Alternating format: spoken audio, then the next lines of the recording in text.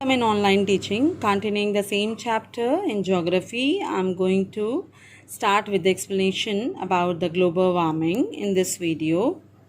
First, you have to know that what is global warming. Global warming is the ongoing rise of the average temperature of the Earth's climate system and has been demonstrated by direct temperature measurements and by measurements of various effects of the warming. Next is, what are the main causes of ozone depletion? The main cause of ozone depletion and the ozone hole is manufactured chemicals, especially manufactured halocarbons, refrigerants, solvents, propellants and foam blowing agents. HCFCs, halons, referred to as ozone depleting substances. Causes for ozone layer depletion: sunspots, stratospheric winds, volcanic eruptions, CFCs, halons, carbon tetrachloride, methane chloroform, methane bromide, HCFCs, human behavior, etc. Effects of ozone depletion: first is increased level of UV radiation, ultraviolet radiation. Second is carcinoma. Third is melanoma. Fourth is effects on human health. Fifth is increased tropospheric ozone. Sixth is increased vitamin D production. Seventh is change in biogeochemical cycles. Effects on marine life. Next is effect on animals, effect on plants, effects on crops, environmental impacts also, then economic impacts. Then solution to the ozone depletion problem. Like first is switch from car to public transport. Number of private vehicles should be limited. Stress should be given on the use of eco-friendly household products. Limit transportation networks, renewable energies, stop deforestation, recycle and reuse, avoid the excessive use of fertilizers, avoid the uses of pesticides, reduce CFCs, reduce nitrous oxides. Next is government regulations, then education, then convince others. Stringent regulations should be developed for rocket launches, use of dangerous nitrous gases should be banned, etc. Then next is impact of global warming. Worldwide change of climate.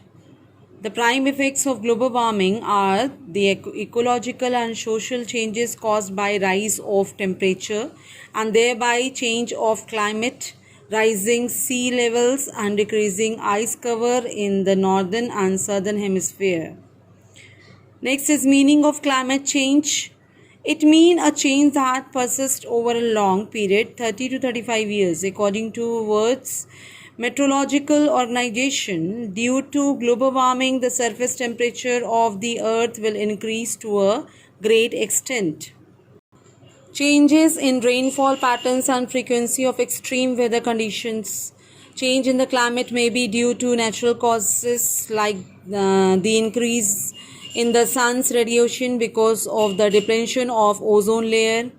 Burning of fossil fuels has led to an increase in the concentration of GHGs in the atmosphere and that bring an abrupt change in the physical environment, example, melting of ice sheets and rise of sea levels. Next is change in the future climate condition. There will be a great change in the future climate conditions. It will be associated with more hot days and fewer cold days. Next is changes of oceanic condition. There will be a great change in the oceanic condition also. The increased level of carbon dioxide have led to the acidification of ocean. The next is effects on flora and fauna. Global warming will lead to extinction of flora and fauna. There is a risk of extinction of 30% of plants and animals by 2050 if average temperature rises by 6.4 degrees centigrade. Such extinctions will be due to loss of habitat because of desertification, deforestation, ocean warming and global warming. Next is destruction of ecosystem. Global warming will also lead to a destruction of ecosystem because of the increase of carbon dioxide in the atmosphere. The total ecosystem will be destroyed. It may affect the supplies of fresh water, fuel, clean air and energy resources, food, medicines and other matters on which we depend for our survival.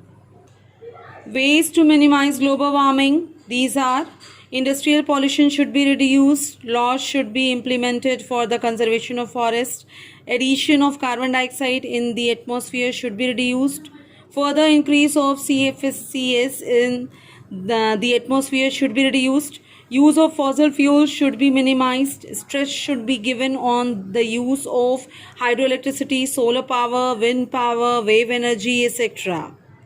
See, we can try to use the solar power, the wind power. Then international efforts to control greenhouse effect.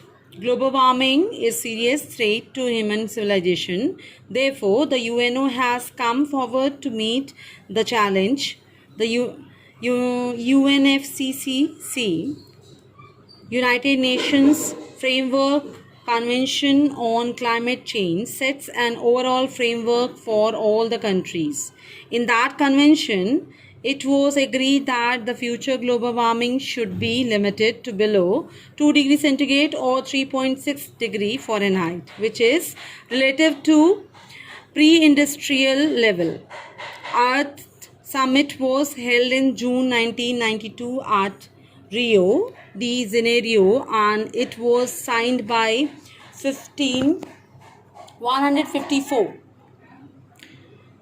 Here are the logos of UNFCCC and GEF. The GEF is Global Environmental Facility. It was set up in 1991 to facilitate global environmental cooperation between developed and developing countries. And the main objective of GEF were protection of biological diversity on Earth, protection of international water, and reduction of ozone layer depletion. So I think you all have understand this chapter very well, and listen carefully and read the chapter twice to understand the chapter well. Thank you.